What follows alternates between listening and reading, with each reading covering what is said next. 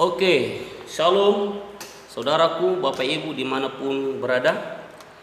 Uh, Kali ini di video ini saya mau bagi satu hal yang sangat penting.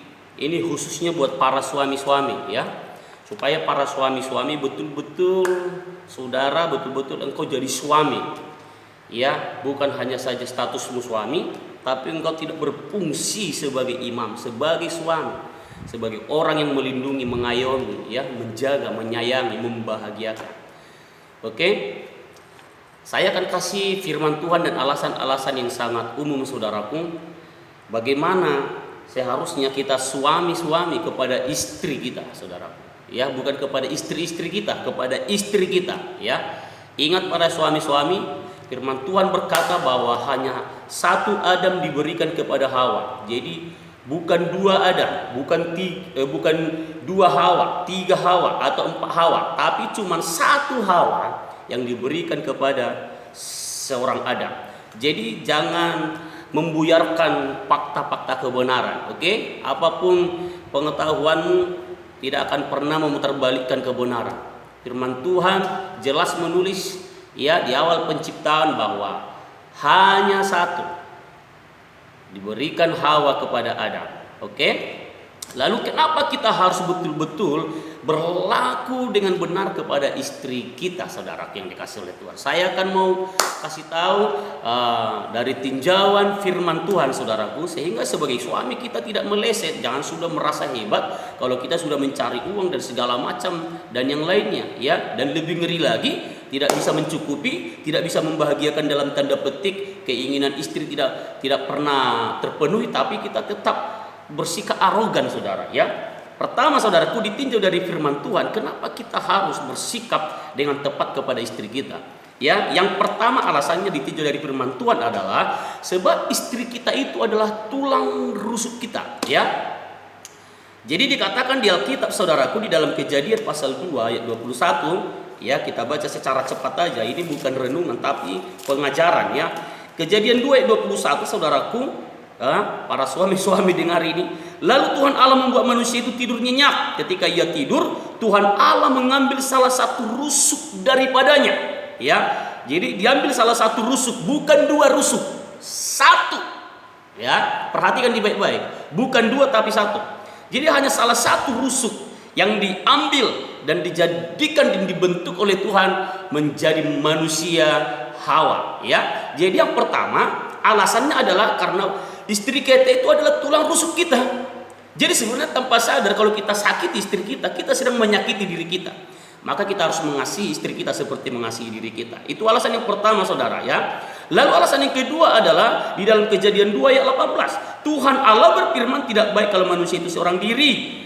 Aku akan menjadikan penolong baginya. Jadi, saudaraku, setuju tidak setuju, istri itu adalah penolong buat kita, saudara. Kita harus mengakui bahwa kita laki-laki ini lemah tanpa perempuan, tanpa istri, maksud saya, ya, saudaraku yang dikasih oleh Tuhan, ya.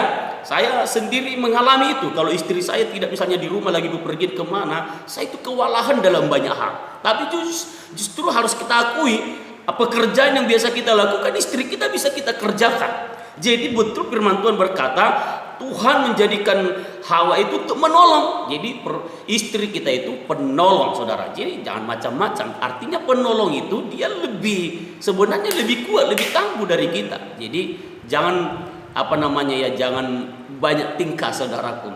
Satu saja, hidup di dalam kasih. Yang ketiga, saudara yang dikasih oleh Tuhan, di dalam 1 Petrus 3 ayat 7, yang ketiga dikatakan bahwa istri kita itu teman pewaris kasih karunia dari Tuhan.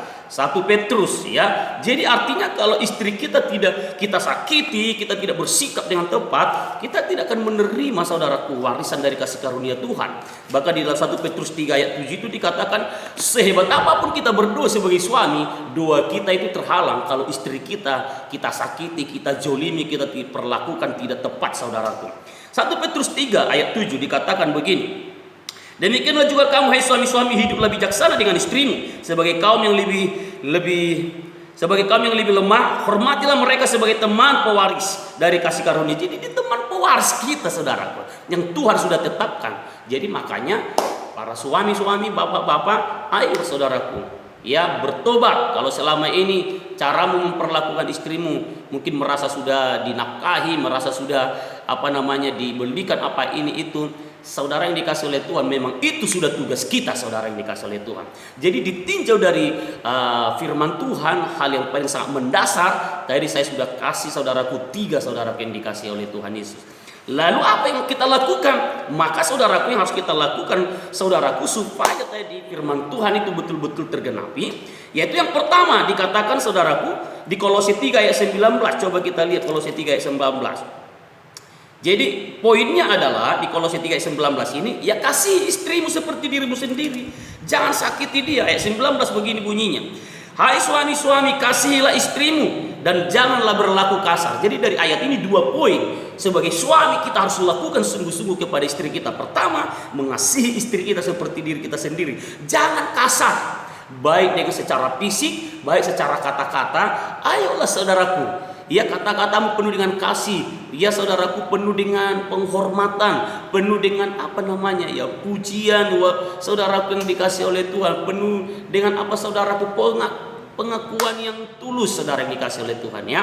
Jadi mengasihi istri kita seperti diri kita sendiri, jangan kasar. Lalu saudaraku yang dikasih oleh Tuhan, ini udah ada 2 poin, mengasihi, jangan kasar. Lalu di 1 Petrus 3 ayat 7 lagi, saudaraku, kita akan lihat di sana juga ada, saudaraku, 2 poin. Jadi supaya kita paham, saudara yang dikasih oleh Tuhan.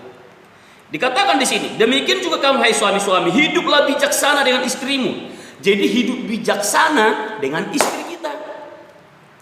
Bukan bijaksana tapi juga bukan dengan istri, tapi dengan istri-istri, bukan dengan istri-istri kita. Alkitab mencatat bijaksana dengan istri kita, artinya hanya 1 istri kita. Ya, jadi tidak boleh 2, apalagi 3, apalagi 4. Itu sudah di luar kebenaran, saudara. Itu kedagingan, nafsu daging yang pasti akan menyesatkan saudara yang dikasih oleh Tuhan. Jadi yang pertama tadi, kasih istri kita seperti diri kita sendiri. Kalau saudara ingin ingin dilayani dengan baik, layani istrimu dengan baik. Lalu saudaraku, jangan kasar, baik fisik, baik perkataan, baik apapun, saudaraku. Lalu bijaksana, bijak saudaraku, mengerti, menempatkan segala sesuatu, ya, baru menghormati mereka. Hormati mereka, walaupun perempuan, jangan semena-mena, saudaraku.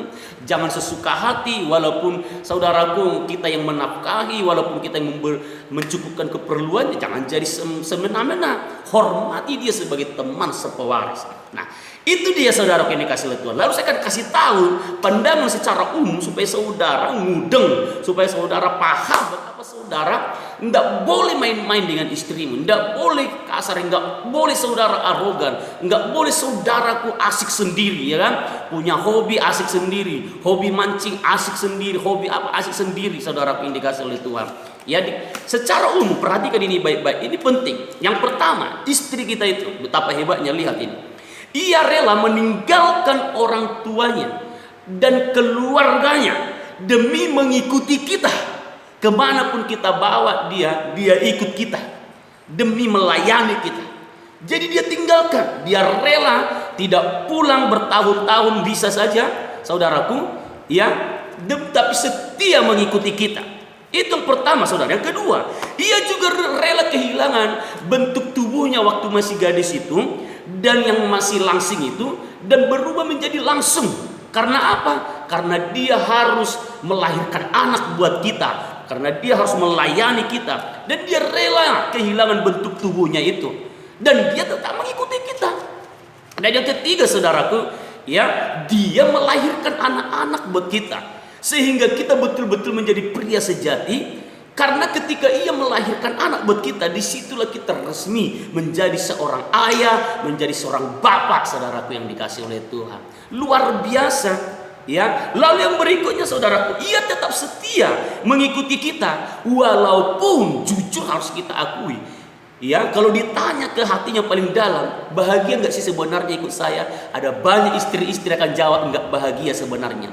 Tapi mereka harus ikut, taat, hormat karena firman Tuhan. Maka saudaraku, ada banyak orang udah nggak mencukupi, udah nggak memenuhi Ada banyak keinginan-keinginan yang dia inginkan tapi tidak pernah terpenuhi. Tapi sebagai suami masih belgedes, saudaraku, masih kasar, masih arogan, masih malas, saudara, yang dikasih oleh Tuhan. Ya, jadi dia tetap setia mengikuti kita, sekalipun sebenarnya jujur kalau dia akui banyak ketidakbahagiaan yang dia alami, tapi dia harus tetap setia. Ya, nah makanya yang berikutnya lagi, dia tetap setia menunggu kita. Sementara kita pergi terus keluar rumah, dia tetap menunggu kita di rumah dengan setia. Ya, tanpa dia harus tanya-tanya di luar ngapain, apakah engkau bermain dengan ada perempuan yang lain di hati. Dia nggak pernah tanya itu. Dia setia menunggu kita, menyiapkan hidangan makan untuk kita, menyiapkan segala keperluan kita, mencuci pakaian kita, menyetrika pakaian kita, mengurus anak-anak kita. Dia kelola semuanya. Kita pulang sudah ada makan, walaupun terkadang-kadang duit nggak cukup, tapi dia mengelolanya begitu cukup, saudaraku. Maka berhenti, saudara, sebagai suami, bertindaklah sebagai suami pria sejati. Pria sejati itu bukan karena kegarangan, kegagahan, ketangguhan, bukan karena kehebatan memberikan banyak uang, tapi pria sejati adalah seorang yang mengayomi, melindungi, menjagai, memberi rasa aman, menciptakan kebahagiaan, menciptakan damai sejahtera. Oke, ini saja yang saya mau bagi buat kita, supaya kita menjadi pria-pria sejati, menjadi pria-pria yang dikenan oleh Tuhan. Percayalah, ketika kita melakukan ini ada berkat Tuhan yang tercurah atas keluarga kita. Oke, Tuhan Yesus berkati. Shalom.